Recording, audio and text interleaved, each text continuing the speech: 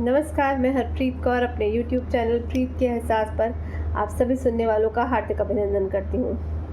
दिन मंगलवार के है कहानी हरप्रीत कौर की ज़ुबानी का अगला भाग। आज की कहानी कुछ ऐसे इंसान के बारे में जो हमें बताएगी कि आज की मतलब परस दुनिया में भी कुछ लोग कैसे बिना मतलब आपकी सहायता करते हैं। ज़िंदगी के ऐसे मोड़ पर जहां आपकी अपनी औलाद भी आपको छोड़ के चली जाती है। चलिए सुनते हैं आज की कहानी, जिसका शीर्षक है शांताबाई। शांताबाई, तुम कल से नहीं आना, मिसेस शर्मा ने महीने की पगार शांताबाई को पकड़ाते हुए कहा। क्या हुआ बीबी जी, कोई गलती होगी क्या मुझसे? अचानक ऐसे क्यों मना कर रही हो?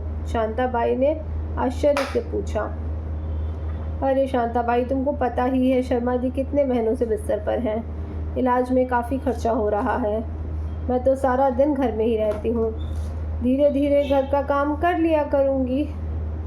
तुमको तो और घर मिल जाएंगे, क्या पता आगे तुमको पगार दे पाऊँ भी या नहीं, मिसेस शर्मा ने थोड़े उदास स्वर में कहा। विक्की भैया तो थोड़ी मदद करते होंगे ना, शांताबाई ने पूछा। पर मिसेस शर्मा कोई उत्तर न दे सकी। माँ, आजकल ना मैं काफ़ी बिज़ी हूँ।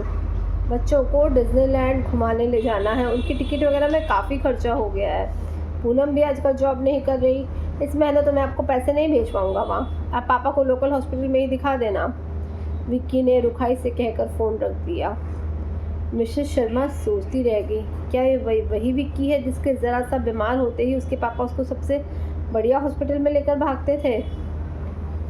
इसे अमेरिका भेजने के लिए उन्होंने अपना सारा प्रोविडेंट फंड भी ख़त्म कर लिया था, ये सोचकर कि बेटा लायक बनकर सारी कमी पूरी कर देगा। रहस्य पैसे उसकी शादी में खर्च करके निपटा दिए। आज वही बेटा कितना लायक निकला ये तो वक्त ने बता दिया। जो कुछ उन्होंने बचा बचा कर जोड़ा था वही बस काम आ रहा है। कोई नहीं शांताबाई, तुम चिंता मत करो, सब ठीक हो जाएगा। तुम्हारे साथ इतने सालों का साथ हमें हमेशा याद रहेगा, मिसेस शर्मा ने उदास स्वर में कहा। शांताबाई भी काम करके चुपचाप चली गई। मिसेस शर्मा को दुख हुआ कि जाते समय वो कुछ बोलकर नहीं गई। मिसेस शर्मा की हालत एक ही दिन में खराब हो गई। बर्तन, सफाई, कपड़े, फिर बीमार पति की देखभाल। शाम तक थककर चूर हो गई। कम से कम शांताबाई दोपहर में चाय तो पिला जाती थी और सब्जी भी काट देती थी। मेरा काम हल्का हो जाता था।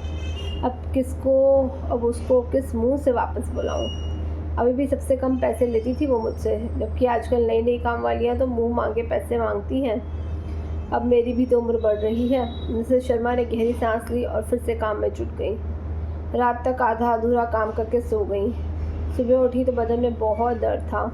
धीरे धीरे उठी तो अपने पति को देखा, वो सो रहे थे। रात भर उनको भी नींद नहीं आती थी। मिसेस शर्मा को तरस आया उन पर, अपने निष्ठुर बेटे पर क्रोध भी। कितनी बेरुखी से उसने मना कर दिया था, कम से कम मान रखने के लिए तो कह देता। वो उठी और चाय बनाने चली गई।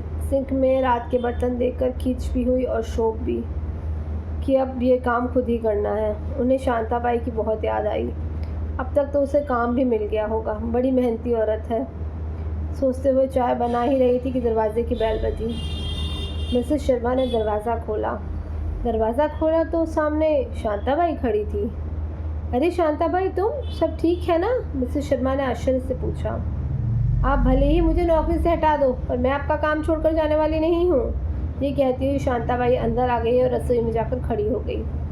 मिसेस शर्मा उसके पीछे पीछे अंदर आ गई और बोली, चाय पियोगी? शांताबाई बोली, मैं बनाऊंगी चाय हम दोनों के लिए।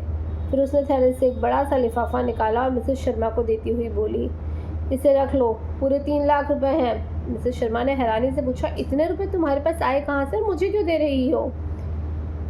ये ना मेरी जीवन भर की जमा पूंजी है बीबी जी, जो बैंक में जमा करके रखी हुई थी।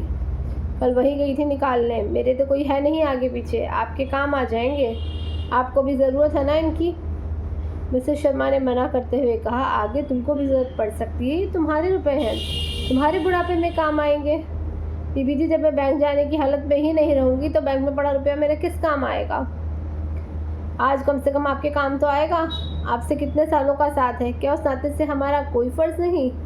आपके लिए आप भी तो कितनी बार हमारे काम आए हो। जब मैं बीमार थी तो आप ही तो अस्पताल ले गई थी डॉक्टर को दिखाने।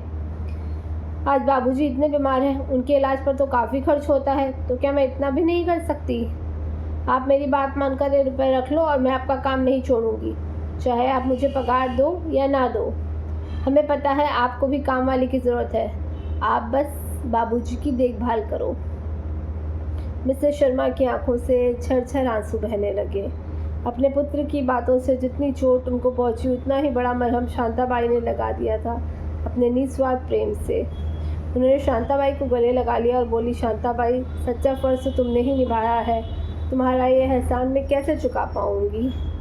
बस मुझे काम से ना निकाल कर। ये कहते हुए शांताबाई मुस्कुराई और चाय बनाने लगी। कितनी प्यारी शिक्षा देती कहानी। आज भी दुनिया में फरिश्ते होते हैं जो इस तरह मदद के लिए आते हैं बेवजह। बहुत शुक्रिया। कहानी अच्छी लगी आपको तो लाइक करें, कमेंट करें और मेरा चैनल सब्सक्राइब करना ना भूलें। प्रीत के एहसास।